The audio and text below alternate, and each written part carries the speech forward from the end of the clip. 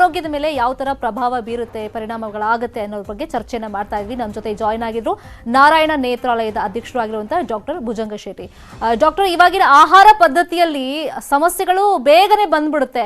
ಮುಂಚೆ ಎಲ್ಲ ಇಂತಿಷ್ಟು ವರ್ಷಕ್ಕೆ ಇಂತಿಂತ ಕಾಯಿಲೆ ಬರುತ್ತೆ ಅಂತ ಅನ್ಕೊಳ್ತಾ ಇದ್ರು, ಬಟ್ ಇವಾಗ ಹಂಗಿಲ್ಲ.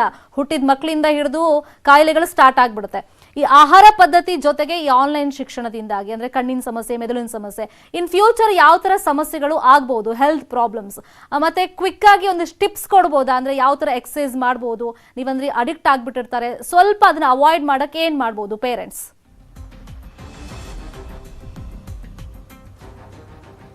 ಫಸ್ಟು ಆಹಾರದ ಬಗ್ಗೆ ಮಾತಾಡ್ತೀನಮ್ಮ. ಇವಾಗ ಎಲ್ಲ majority of the diseases so called life style disease ಅಂತ ಹೇಳ್ತೀವಿ. ಈ ಡಯಾಬಿಟಿಸ್ ಆಗ್ಬೋದು, ಬ್ಲಡ್ ಪ್ರೆಷರ್ ಆಗ್ಬೋದು, ಹಾರ್ಟ್ ಪ್ರಾಬ್ಲಮ್ ಆಗ್ಬೋದು. ಅಫ್ಕೋರ್ಸ್ ನೀವು ಹೇಳ್ಬೋದು ಮಕ್ಳಿಗೆ ಇರೋದಿಲ್ಲ ಅಂತ, ಬಟ್ ಅದು ಮಕ್ಕಳಲ್ಲೇ ಸ್ಟಾರ್ಟ್ ಆಗುತ್ತೆ. ಅದು ಯಾಕೆ ಈ ಲಾಸ್ಟ್ 30-40 ಇಯರ್ಸಲ್ಲಿ ಇವೆಲ್ಲ ಕಾಯಿಲೆಗಳು ಜಾಸ್ತಿ ಆಗಿದೆ ಅಂತ ಹೇಳಿದ್ರೆ, ಈ ಜಂಕ್ ಫುಡ್ ಅಂತ ಹೇಳ್ತೀವಲ್ಲ, that is the primary cause. ನಾವೇನು ಮಾಡ್ತೀವಿ ಅಂತ ಹೇಳಿದ್ರೆ, ಮಕ್ಕಳಿಗೆ ರುಚಿಯಾಗಿರಲಿ ಅಂತ ಹೇಳಿಬಿಟ್ಟು ಈ ಐಸ್ ಕ್ರೀಮು, ಈ ಪಿಜ್ಜಾಸು, ಈ ಬರ್ಗರ್ಸು ಅದ್ರ ಮೇಲೆ ಕೊಡ್ತೀವಿ. ಒಂದು ಸತಿ ನಾವು ಅವ್ರಿಗೆ ಕೊಟ್ಟು ಅದನ್ನು ಅವರಿಗೆ ಹ್ಯಾಬಿಟ್ ಮಾಡಿಬಿಡ್ತು ಅಂತ ಹೇಳಿದ್ರೆ ಅವರು ಅದಕ್ಕೆ ಅಡಿಕ್ಟ್ ಆಗಿರ್ತಾರೆ. ಸೊ ಆವಾಗ ಅವರು ನಮ್ಮ ನಾರ್ಮಲ್ ಫುಡ್ಡು, ಈ ವೆಜಿಟೇಬಲ್ಸು, ಫ್ರೂಟ್ಸು ಅದನ್ನು ತಿನ್ನೋದೇ ಇಲ್ಲ. ಏನು ಕೇಳಿದ್ರು ನನಗೆ ಬರ್ಗರೇ ಬೇಕು, ನನಗೆ ಆ ಕೋಲಾ ಬೇಕು, ಈ ಕೋಲಾ ಬೇಕಂತ ಅದೇ ಕುಡ್ಕೊಂಡಿರ್ತಾರೆ. That is the most dangerous thing that we can do to our children ಅಮ್ಮ. ಸೊ ಅದನ್ನು ನಾವು ಯಂಗ್ ಏಜ್ನಲ್ಲಿ ಅವಾಯ್ಡ್ ಮಾಡಲಿಲ್ಲ ಅಂದರೆ, ಅವ್ರು ಒಂದು ಸತಿ ಅದಕ್ಕೆ ಅಡಿಕ್ಟ್ ಆದರೆ, ಹೇಗೆ ನಾವು ಈ ಟಿ ವಿಗೆ, ಫೋನಿಗೆ ಮಕ್ಕಳು ಅಡಿಕ್ಟ್ ಆಗ್ತಾರೋ, ಹೀಗೆ ಫುಡ್ ಕೂಡ ಅವ್ರು ಅಡಿಕ್ಟ್ ಆಗ್ತಾರೆ. ಆ್ಯಸ್ ಪೇರೆಂಟ್ಸ್ ನಮಗೆ ಒಂದು ರೆಸ್ಪಾನ್ಸಿಬಿಲಿಟಿ ಇರಬೇಕು. ಎಲ್ಲೋ ಒಂದು ಸತಿ ಆಗೊಮ್ಮೆ ಈಗೊಮ್ಮೆ ಒಂದು ಸತಿ ಕೊಟ್ಟರೆ ತೊಂದರೆ ಇಲ್ಲ, ಬಟ್ ವಾರಕ್ಕೂ 2 ಸತಿ 3 ಸತಿ ಮತ್ತು ಮಕ್ಕಳು ಕೇಳಿದವಾಗೆಲ್ಲ ಬರ್ಗರ್ಸ್ ಕೊಡೋದು, ಈ ಕೋಲಾ ಕೊಡೋದು, ಅದಿದ್ದು ಕೊಟ್ಟರೆ ಖಂಡಿತ ಮಕ್ಕಳ ಹೆಲ್ತು ಕಂಪ್ಲೀಟಾಗಿ ಹಾಳಾಗುತ್ತಮ್ಮ. ನಾಳೆ ಅದು ಏನು ಮಾಡಿದ್ರು ಅವರ ಆರ್ಟರೀಸ್ ಎಲ್ಲ ನೇರವಾಗಿ, ಇವಾಗ ನೋಡಿ ಮೊದಲೆಲ್ಲ 50-60 ವರ್ಷಕ್ಕೆಲ್ಲ ಹಾರ್ಟ್ ಅಟ್ಯಾಕ್ ಬರೋದು, ಇವಾಗ 25-30 ವರ್ಷಕ್ಕೆ ಹಾರ್ಟ್ ಅಟ್ಯಾಕ್ ಬರ್ತಾ ಇದೆ. ಯಾಕೆ ಹೇಳಿ? Just because of this fast food. ಮಕ್ಕಳು ನಮ್ಮದು food habits of completely change in the 30-40 years. ನಾನು ಎಣಿಸಿದ್ದು, ನಾವೆಲ್ಲ ಚಿಕ್ಕವಾಗಿದ್ದಾಗ ನಾವು ಎಲ್ಲಿ ವಾರಕ್ಕೆ ಒಂದು ಸತಿನೋ ತಿಂಗಳಿಗೆ ಒಂದು ಸತಿನೋ ಏನೋ ನಾನ್ ವೆಜ್ ಊಟ ಮಾಡ್ತಾ ಇದ್ವಿ. ಇವಾಗ ದಿನಕ್ಕೆ 3 ಸತಿ ಮಾಡ್ತಾರೆ, ಅದು ಬರ್ಗರ್ಸ್ ತಿಂತಾರೆ. ಅದರೊಳಗೆ ಇದು ನ್ಯೂಟ್ರಿಯೆಂಟ್ಸ್ ಇರೋದಿಲ್ಲಮ್ಮ, ವೈಟಮಿನ್ಸು, ಮಿನರಲ್ಸ್ ಇರೋದಿಲ್ಲ. ಅದಕ್ಕೆ ಜಂಕ್ ಫುಡ್ ಅಂತ ಹೇಳ್ತೀವಿ. This is exactly the cause for all this problems. So parents must be aware of this things.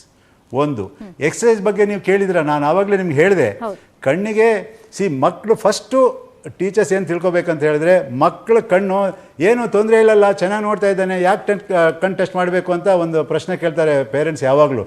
ಹಾಗಲ್ಲ, ಒಂದು ಕಣ್ಣು ಪರ್ಫೆಕ್ಟಾಗಿರ್ಬೋದು, ಇನ್ನೊಂದು ಕಣ್ಣಲ್ಲಿ ತುಂಬ ಡಿಫೆಕ್ಟ್ ಇರ್ಬೋದು. ಆ ಮಗುಗೂ ಗೊತ್ತಾಗೋದಿಲ್ಲ, ಪೇರೆಂಟ್ಸಿಗೂ ಗೊತ್ತಾಗೋದಿಲ್ಲ, ಟೀಚರ್ಸಿಗೂ ಗೊತ್ತಾಗೋದಿಲ್ಲ.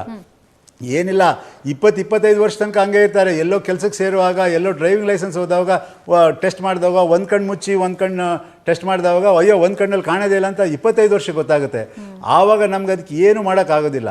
ಅದಕ್ಕೆ ನಾವು ಯಾವಾಗಲೂ ಹೇಳ್ತೀವಿ ಪೇರೆಂಟ್ಸಿಗೆ, ಮಕ್ಕಳನ್ನ ಸ್ಕೂಲಿಗೆ ಸೇರಿಸೋ ಮೊದಲೇ ಕಣ್ಣು ಎಲ್ಲ ಚೆನ್ನಾಗಿದ್ರು ಒಂದು ಸತಿ ಐ ಸ್ಪೆಷಲಿಸ್ಟ್ ಹೋಗಿ ಕಣ್ಣು ಟೆಸ್ಟ್ ಮಾಡಲೇಬೇಕು ಅಂತ ನಾವು ಗೌರ್ಮೆಂಟಿಗೆ ಒಂದು ರೆಕಮೆಂಡೇಶನ್ ಕೊಟ್ಟಿದ್ದೀವಿ. ಇದು ಮ್ಯಾಂಡೇಟ್ರಿ ಮಾಡಬೇಕು. ಬಿಫೋರ್ ಎನಿ ಚೈಲ್ಡ್ ಜಾಯಿನ್ಸ್ ಅ ಸ್ಕೂಲಿಗೆ ಸೇರೋ ಮೊದಲು ಅವ್ರ ಹತ್ರ ಒಂದು ಕಣ್ಣು ಟೆಸ್ಟ್ ಮಾಡಿರೋ ಒಂದು ಸರ್ಟಿಫಿಕೇಟ್ ಇರಬೇಕು.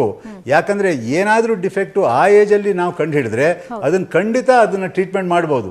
ಆ ಡಿಫೆಕ್ಟನ್ನು ನಾವು ಆವಾಗ ಕಂಡು ಹಿಡಿಲಿಲ್ಲ, ಅದು 10 ವರ್ಷ 15 ವರ್ಷ ಆದಮೇಲೆ ನಮ್ಮ ಹತ್ರ ಬಂದರು. ಆವಾಗ ಅಯ್ಯೋ ಹಿಂಗಾಗಿದೆ ಅಂತ ಹೇಳಿದ್ರೆ, ಆ ಗ್ಲಾಸ್ ಡಿಫೆಕ್ಟಿಗೆ ನಾವು ಗ್ಲಾಸ್ ಪವರ್ ಕೊಟ್ಟರು ಅವ್ರಿಗೆ ಕಾಣೋದಿಲ್ಲ. ಒಂದು ಕೈನ ನಾವು ಒಂದು 10 ವರ್ಷ 15 ವರ್ಷ ಕಟ್ಟಾಕ್ಬಿಟ್ಟು ಆಮೇಲೆ ರಿಲೀಸ್ ಮಾಡಿದರೆ ಅದರಲ್ಲಿ ಏನು ಶಕ್ತಿ ಇರುತ್ತೆ ಹೇಳಿ? ಶಕ್ತಿ ಇರೋದಿಲ್ಲ. ಯಾವ ಕೈನ ನಾವು ಯೂಸ್ ಮಾಡ್ತೀವೋ ಆ ಕೈನಲ್ಲಿ ಶಕ್ತಿ ಇರುತ್ತೆ. ಹಾಗೆ ಮಕ್ಕಳು ಒಂದು ಕಣ್ಣಲ್ಲಿ ಸಮ್ಟೈಮ್ಸ್ ನೋಡ್ತಾ ಇರ್ತಾರೆ, ಇನ್ನೊಂದು ಕಣ್ಣಲ್ಲಿ ನೋಡೋದೇ ಇಲ್ಲ. ಅದು ಯಾರಿಗೂ ಗೊತ್ತಾಗೋದಿಲ್ಲ. ಸೊ ಅದಕ್ಕೆ ಕಣ್ಣು ಟೆಸ್ಟ್ ಮಾಡಲೇಬೇಕು. ಇನ್ನೊಂದು ಸತಿ ಟೆಸ್ಟ್ ಮಾಡಿದ ಮೇಲೆ ಡಾಕ್ಟ್ರು ಕೆಲವೊಮ್ಮೆ ಕನ್ನಡ ಕೊಡ್ತಾರೆ. ಅದು ಕೊಟ್ಟರೆ parents must take the responsibility seeing that ಅವರು ರೆಗ್ಯುಲರ್ ಆಗಿ ಅಟ್ಲೀಸ್ಟ್ ಓದುವಾಗ, ಈ ಟಿ ವಿ ನೋಡುವಾಗ, ಆನ್ಲೈನ್ ಕ್ಲಾಸ್ ಮಾಡುವಾಗ ಕನ್ನಡಕ ಕರೆಕ್ಟಾಗಿ ಹಾಕ್ಕೋಬೇಕು. ಹಾಕಿದ ಮೇಲೆ ಮಕ್ಕಳು, because they grow very fast, ಒಂದು 6 ತಿಂಗಳಿಗೆ ವರ್ಷಕ್ಕೊಮ್ಮೆ ಆದರೂ ಪುನಃ ಟೆಸ್ಟ್ ಮಾಡಬೇಕಾಗುತ್ತೆ. ಯಾಕಂದರೆ ನಂಬರ್ಸು ಚೇಂಜ್ ಆಗ್ತಾ ಇರುತ್ತೆ. ಸೊ ಅವರಿಗೆ ಕರೆಕ್ಟ್ ಗ್ಲಾಸ್ ಕೊಡಬೇಕು. ಕರೆಕ್ಟ್ ಗ್ಲಾಸ್ ಕೊಡಲಿಲ್ಲ, ಅವರು ರಾಂಗ್ ನಂಬರ್ ಹಾಕ್ಕೊಂಡು ಈ ಆನ್ಲೈನ್ ಕ್ಲಾಸ್ ಮಾಡಿದಂದರೆ ಕಣ್ಣಿಗೆ ಇನ್ನೂ ಇಷ್ಟು ಇಟ್ಬಿಡುತ್ತೆ. ಸೊ ಇವೆಲ್ಲ ಅವರು ಪಾಲನೆ ಮಾಡಿದರೆ ಏನಂತ ತೊಂದರೆ ಕಾಣೋದಿಲ್ಲ. ಕರೆಕ್ಟಾಗಿ ಪೋಷಕರು ಮಾನಿಟರ್ ಮಾಡಬೇಕು ಅಂತ. Thank you so much doctor Bhujanga Shetty ಅವರೇ. ಇಲ್ಲಿ ತನಕ ಒಂದಿಷ್ಟು ಟಿಪ್ಸ್ ಕೊಟ್ರಿ, ಜೊತೆಗೆ ಈ ಆನ್ಲೈನ್ ಶಿಕ್ಷಣದಿಂದ ಏನೆಲ್ಲ ಪರಿಣಾಮ ಆಗುತ್ತೆ, ಅದನ್ನ ಹೆಂಗೆ ಅವಾಯ್ಡ್ ಮಾಡಬೇಕು, ಪೇರೆಂಟ್ಸ್ ಯಾವ ಥರ ಮಕ್ಕಳನ್ನ ನೋಡ್ಕೋಬೇಕು, ಮಾನಿಟರ್ ಮಾಡಬೇಕು ಅಂತ ಹೇಳಿದ್ರಿ. Thank you so much. ಇನ್ನು ಪೋಷಕರಿಗೂ ಕೂಡ ತಮ್ಮ ಅಭಿಪ್ರಾಯ ಹಂಚಿಕೊಳ್ಳೋದಕ್ಕೆ ನ್ಯೂಸ್ 18 ಒಂದು ವೇದಿಕೆಯನ್ನು ಒದಗಿಸ್ಕೊಡ್ತಾ ಇದೆ. ನೀವು ನಮಗೆ ಕರೆ ಮಾಡಬಹುದು.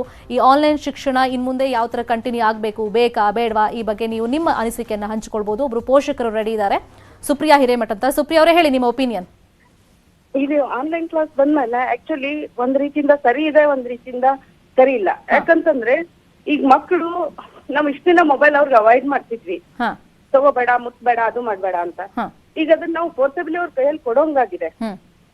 ಯಾಕಂತಂದ್ರೆ ಅವರು ಆನ್ಲೈನ್ ಕ್ಲಾಸ್ ನಡೆಯಂಗಿಲ್ಲ. ಈಗ ಓಕೆ, ನಡೆಯೋದಿಲ್ಲ ಅಂತಂದ್ರೆ ಅವ್ರು ಮುಂದ್ ಮಾಡ್ಬೇಕೇನು, ಸ್ಕೂಲ್ ಅಂತೂ ಸ್ಟಾರ್ಟ್ ಇಲ್ಲ. ಹಿಂಗಾಗಿ ಆನ್ಲೈನ್ ಕ್ಲಾಸ್ ಇಂದ ಆಕ್ಚುಲಿ ಮೊಬೈಲ್ ಹಿಡ್ಕೊಂಡು ಮಕ್ಕಳು ಕಣ್ಣು, ಕಿವಿ ತೊಂದರೆ ಆಗ್ತದೆ. ಹೆಡ್ಫೋನ್ ಹಾಕ್ತಾರೆ, ಕಿವಿ ನೋವು ಅಂತಾರೆ, ಐಸ್ ಪ್ರಾಬ್ಲಮ್ ಆಗುತ್ತೆ. ಅದನ್ನ ಲಿಮಿಟೆಡ್ ಅವರ್ ಮಾಡ್ಬೇಕು ಅಂತೀರಾ ನೀವು? ಬೆಳಗ್ಗೆಯಿಂದ ಸಂಜೆ ತನಕ ಬೇಡ, ಸ್ವಲ್ಪ ಒಂದು ಗ್ಯಾಪ್ ಕೊಟ್ಟು ಅಥವಾ ಇಂತಿಷ್ಟೇ ನಿಮಿಷ ಮಾಡಬೇಕು ಅಂತನಾ? Fine, thank you so much Supriya ಅವರೇ ಮಾತಾಡಿ.